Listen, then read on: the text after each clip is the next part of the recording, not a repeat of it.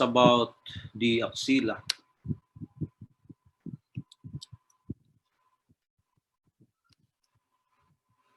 The axilla or armpit is a pyramid-shaped space. So this is the axilla, illustration of the axilla.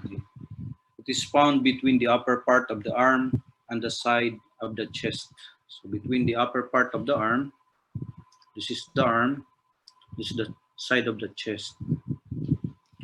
It forms an important passage for nerves, blood, and lymph vessels as they travel from the root of the neck to the upper limb.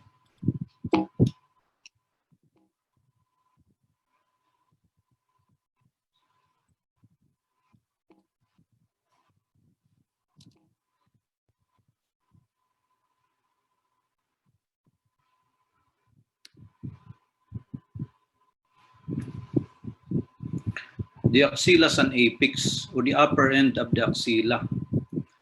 So this is the apex of the axilla. This one.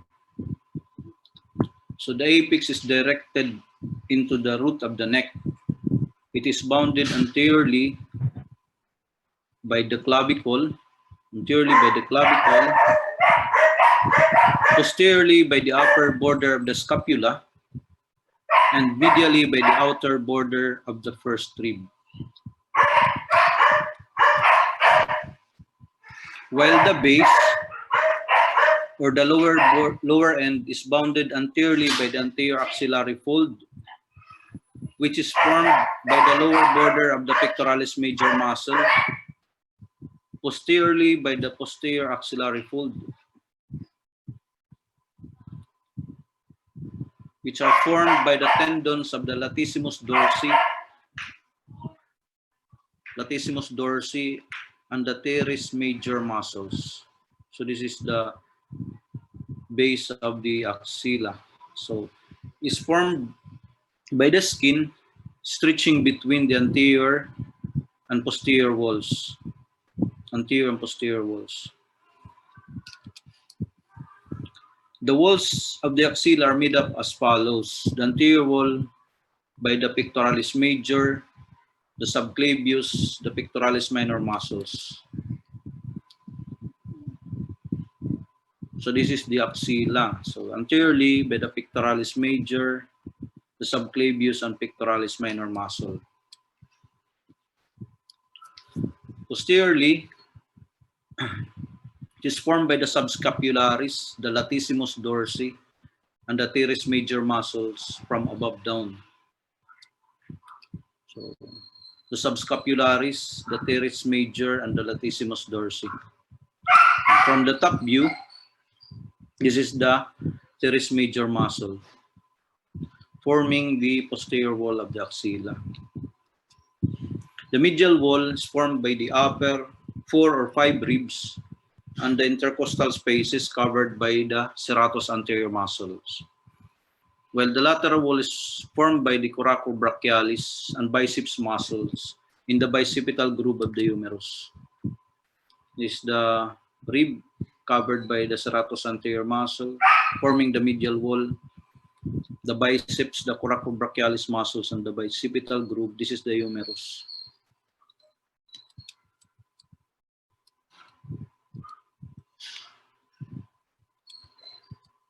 So these are the muscles forming the walls of the axilla. So the pectoralis major muscle, the subscapularis, the teres major, and the latissimus dorsi muscles. So the muscles connecting the upper limb to the thoracic wall. So these are the pectoralis major muscle, pectoralis minor, subclavius, and the serratus anterior. So these are their origin, insertion, the nerve supply, and their action. So for the pectoralis major muscle, it adducts the arm and rotates it medially, while the clavicular fiber also flexes the arm. While the muscles connecting the upper limb to the vertebral columns, these are the muscles. The trapezius, latissimus dorsi, levator scapulae, rhomboid minor, and the rhomboid major muscles. While the muscles connecting the scapula to the humerus, the deltoid, supraspinatus, the infraspinatus, the teres major and minor muscles, and the subscapularis muscles. The key muscles in the axilla, number one is the pectoralis minor. So this is the pectoralis minor muscle. It's a thin triangular muscle that lies beneath the pectoralis major muscle. It arises from the third, fourth, and fifth rib and runs upward and laterally to be inserted into the apex of the coracoid process of the scapula. So it crosses the axillary artery and the brachial plexus. This muscle is used to divide the axillary artery into three parts. So this is the axillary artery. So the axillary artery extends from the lateral border of the first rib to the lower border of the teres major muscle. So medial to the muscle is the first part of the axillary artery. Posterior to the muscle is the second part, and lateral to the muscle is the third part. The clavipectoral fascia is a strong sheet of connective tissue that is attached above to the clavicle. This is the clavipectoral fascia. It is attached to the clavicle and it encloses. It is attached to the fascia covering the pectoralis minor muscle. While the suspensory ligament of the axilla, so it splits to enclose the pectoralis minor muscle and then continues down and joins the fascial floor of the armpit. So it suspends the skin of the axilla. The contents of the axilla, so it contains the axillary artery and its branches, which supplies blood to the upper limb. The axillary vein and its tributaries, which drains blood from the upper limb, lymph vessels and lymph nodes, which drains lymph from the upper limb and the breast and the skin of the trunk down as far as the level of the umbilicus. So lying among the structures in the axilla is an important nerve plexus, the brachial plexus. This nerve innervates the upper limb, and all the structures are embedded in fat. So this is the axillary artery. So the axillary artery begins at the lateral border of the first rib as a continuation of the subclavian artery. So medial to this area is the subclavian artery and ends at the lower border of the teres major muscle, where it continues as the brachial artery. So this part is also part of the brachial artery. Throughout its course, the artery is closely related to the cords of the brachial plexus and their branches, and is enclosed with them in a connective tissue. So this sheet is traced upward into the root of the neck, and it is seen to be continuous with the prevertebral fascia. So the fascia that covers the axillary artery and the brachial plexus continues superiorly, where it is called the prevertebral fascia. The pectoralis minor muscle process in front of the axillary artery divides the artery into three parts. So the first part, from the lateral border of the first rib to the upper border of the pectoralis minor muscle. So this is the first part. So the structures related to the first part of the artery, axillary artery, anteriorly the pectoralis major and skin. The cephalic vein crosses also the artery, and posteriorly the long thoracic nerve, laterally the three cords of the brachial plexus, and medially the axillary vein. Well, for the second part of the axillary artery, which lies behind the pectoralis minor muscle, anteriorly related the pectoralis minor, pectoralis major, and the skin, posteriorly related to the artery, posterior cord of the brachial plexus, the subscapularis muscle, and the shoulder joint, laterally the lateral cord of the brachial plexus, and medially the medial cord of the brachial plexus and the axillary vein. For the third part of the axillary artery extends from the lower border of the pectoralis minor to the lower border of the teres major muscles. So anteriorly related, the pectoralis major for a short distance. Lower down the artery, it is crossed by the medial root of the medial nerve. Posteriorly, the subscapularis, latissimus dorsi, and the teres major muscles. The axillary and radial nerves lie behind the artery. Laterally, the coracobrachialis, the biceps, and the humerus. The lateral root of the median and the musculocutaneous nerves lies on the lateral side. Medially related, the ulnar nerve, the axillary vein, and the medial cutaneous nerve of the arm. For the branches of the axillary artery, from the first part is the highest thoracic artery. So this is the only branch from the first part of the axillary artery. This is the highest thoracic artery. This is a small artery and runs along the upper border of the pectoralis minor muscle. The branches from the second part, the thoracoacromial artery, which immediately divides into terminal branches. This is the thoracoacromial artery. And the lateral thoracic artery, which runs along the lower border of the pectoralis minor muscle.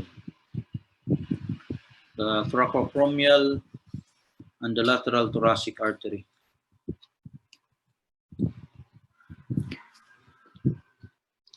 Well, the branches from the third part, the subscapular artery, which runs along the lower border of the subscapularis muscle, and the anterior posterior circumflex humeral arteries, which went around the front and the back of the surgical neck of the humerus, respectively. This is the subscapular artery, the anterior and posterior circumflex humeral arteries from the third part of the axillary artery.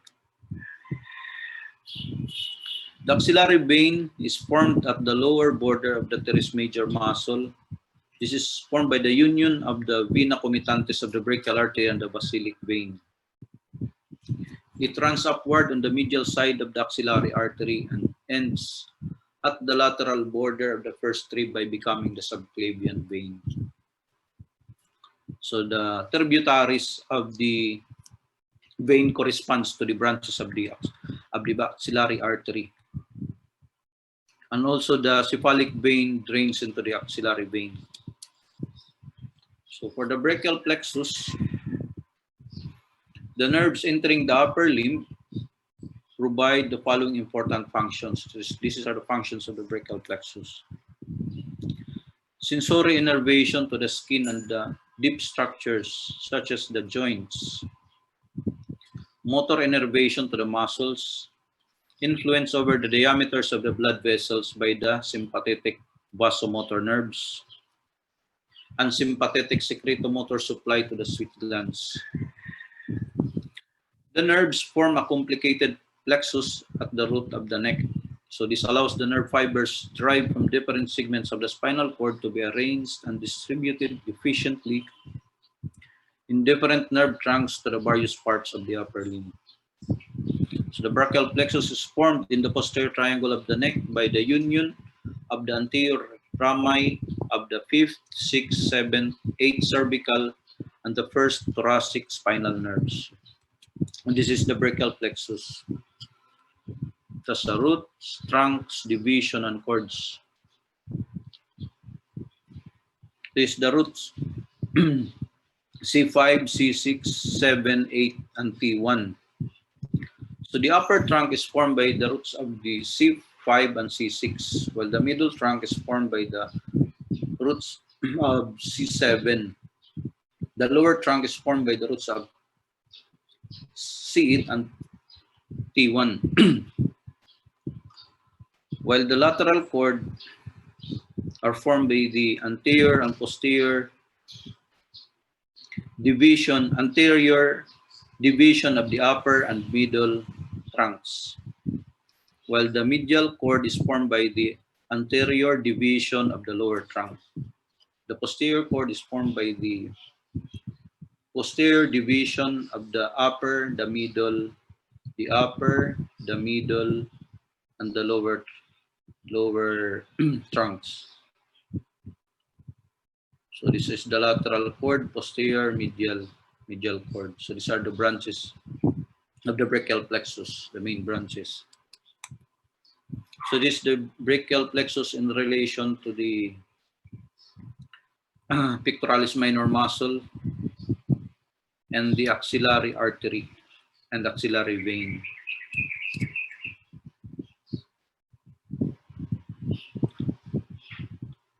This is the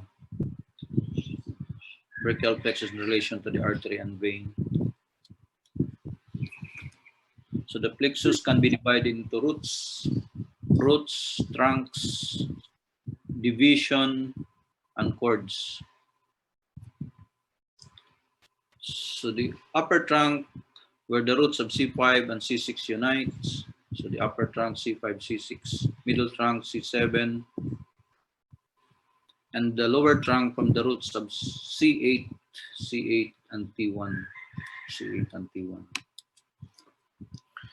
And a lateral cord, anterior division of the upper and middle trunks.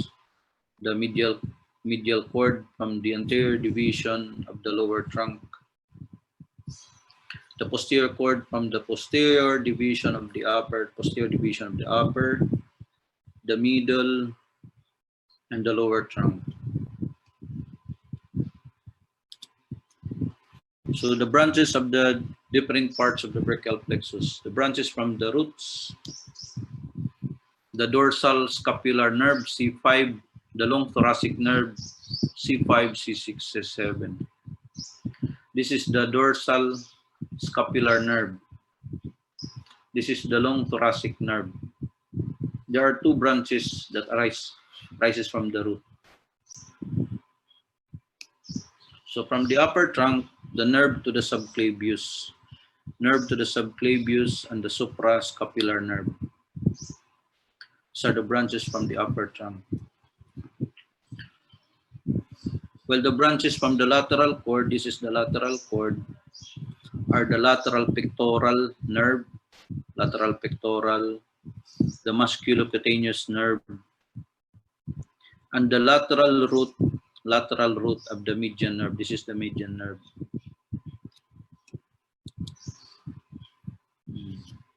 The long thoracic nerve from C5, C6, dorsal scapular nerve from C5, nerve to the subclavius, the suprascapular nerve.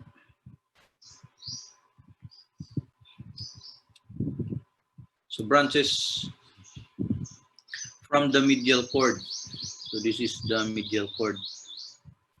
This is the medial pectoral nerve, the medial cutaneous nerve of the arm, medial cutaneous nerve of the forearm. This is the medial cutaneous nerve of the forearm. The ulnar nerve, and the medial root. This is the medial root of the median nerve. So the median nerve is formed by the union of the lateral root of the lateral cord and the medial root of the medial cord.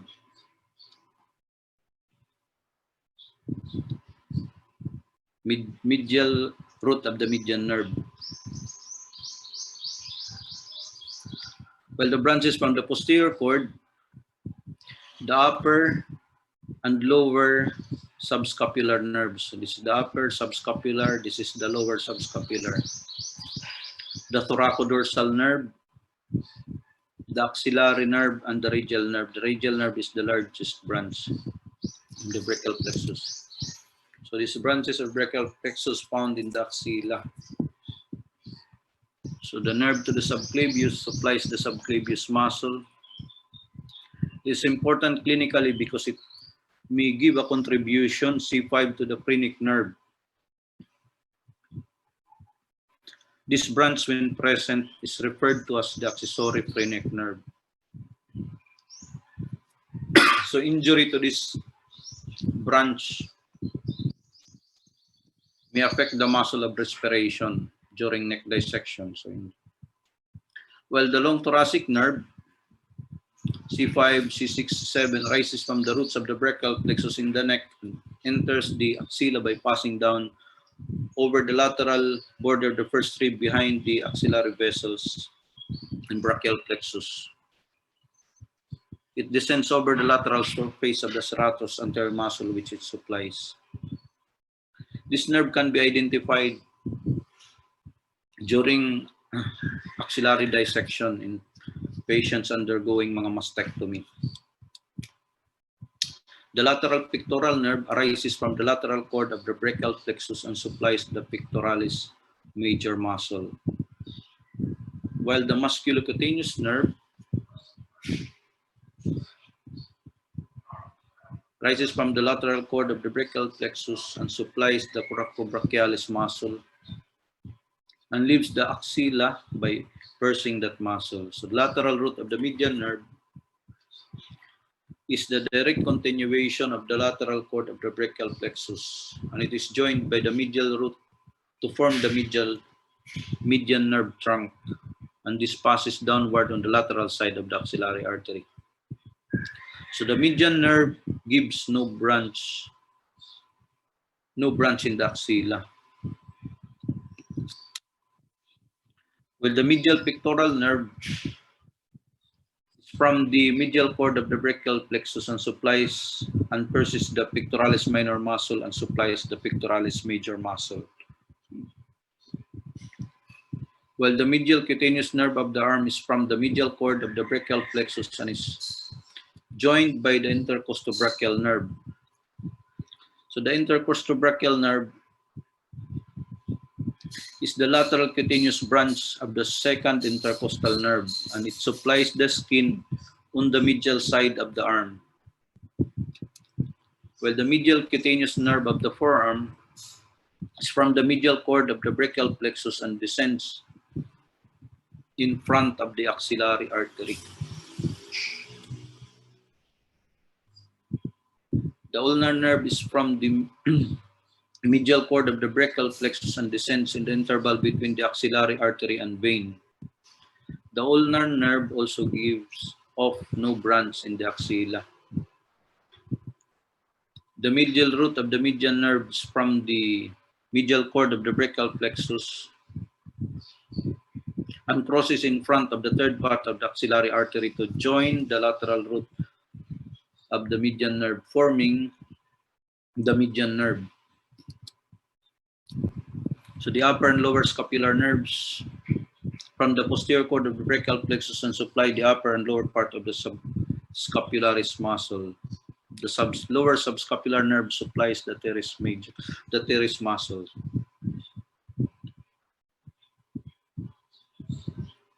The thoracodorsal nerve is from the posterior cord of the brachial plexus and runs downward to supply the latissimus dorsi muscle. So the axillary nerve is one of the terminal branches of the posterior cord of the brachial plexus, and it turns backward and passes through the quadrangular space. Having given off a branch at the shoulder joint, it divides into anterior and posterior branches. The radial nerve is the largest branch of the brachial plexus and lies behind the axillary artery. It gives off branches to the long and medial heads of the triceps and the posterior cutaneous nerve of the arm. The latter branch is distributed to the skin on the middle of the back of the arm. So the lymph nodes of the axilla, so there are 20 to 30 nodes, drains the lymph vessels from the lateral quadrant of the breast, the superficial lymph vessels from the thoraco-abdominal walls above the level of the umbilicus, and the vessels of the upper limbs. So 6 groups of lymph nodes. The anterior, the pectoral group. So It's lying along the lower border pectoralis minor muscle behind the pectoralis major muscle. So these nodes receives lymph vessels from the lateral quadrants of the breast and superficial vessels from the anterior lateral abdominal wall above the level of the umbilicus. While the posterior or subscapular group, so they lie in front of the subscapularis muscle, and these nodes receive superficial lymph vessels from the back. So from the back down as far as the level of the iliac crest.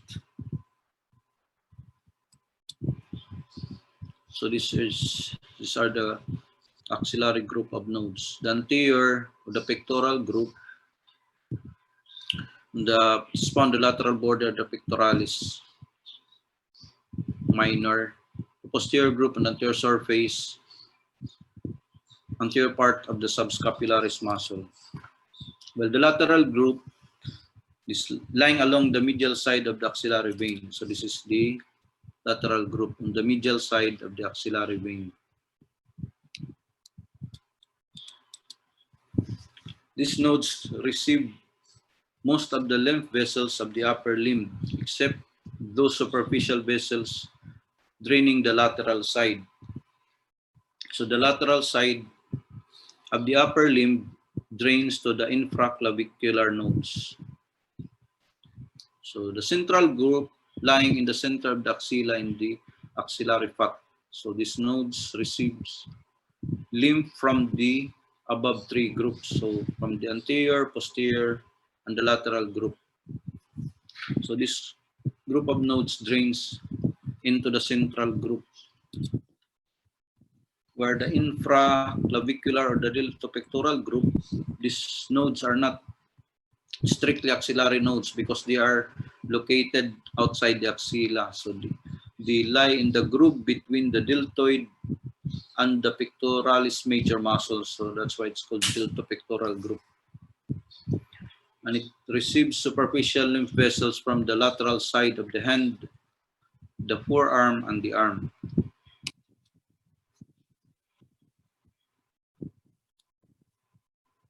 While the apical group, so they lie at the apex of the axilla, so at the lateral border of the first rib. So these nodes receive the efferent lymph vessels from all the other axillary nodes. The apical nodes drain into the subclavian lymph trunk. So the subclavian lymph trunk on the left side drains into the thoracic duct. On the right side, it drains into the right lymphatic trunk. Alternatively, it may drain directly into one of the large veins at the root of the neck.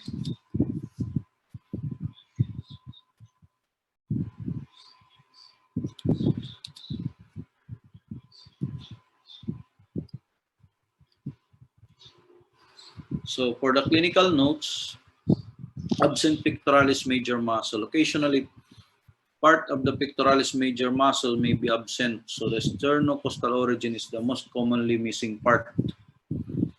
And this causes weakness in adduction and medial rotation of the shoulder joint. Another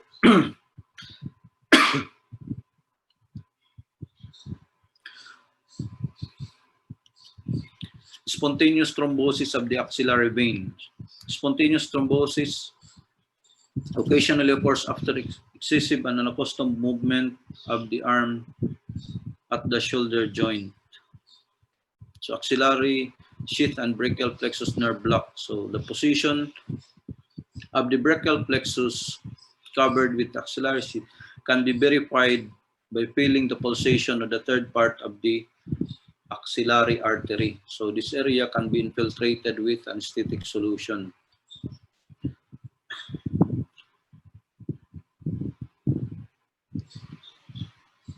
To produce the brachial plexus nerve block. Examination of the axillary lymph nodes. So this is part the clinical examination of the breast. So the anterior, the pectoral group can be palpated by pressing the area of the axilla forward against the posterior surface of the pectoralis major muscle on the anterior wall of the axilla, while the posterior, the subscapular nodes may be palpated by pressing backward against the anterior surface of the subscapularis muscle on the posterior wall of the axilla. So the lateral nodes may be palpated against the medial side of the axillary vein. So the examiner's finger are pressed laterally against the subclavian vein and the pulsating axillary artery. The central nodes may be palpated in the center of the axilla between the pectoralis major and the subscapularis muscle. While the apical nodes, these nodes are located on the lateral side or the outer border of the first rib. So the patient is asked to relax the shoulder muscles and the upper limb hangs down at the side. You try to reach for the area of the first rib.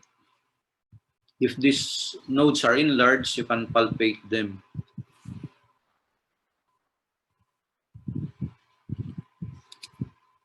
So this is the summary of the branches of the brachial plexus and their distribution. So these are the nerves and their nervating muscles.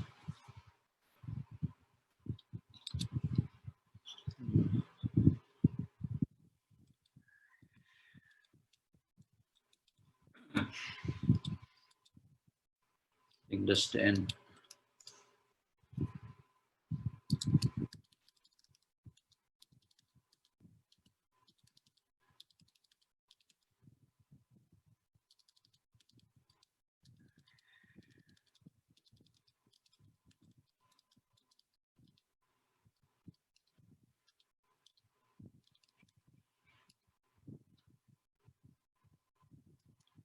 Escape.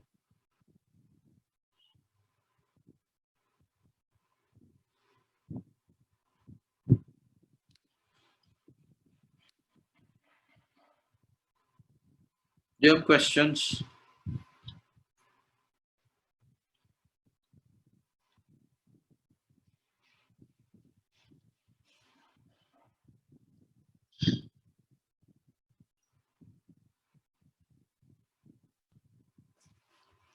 May question kayo?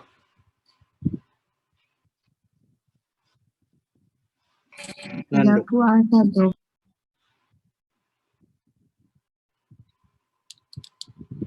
Yeah.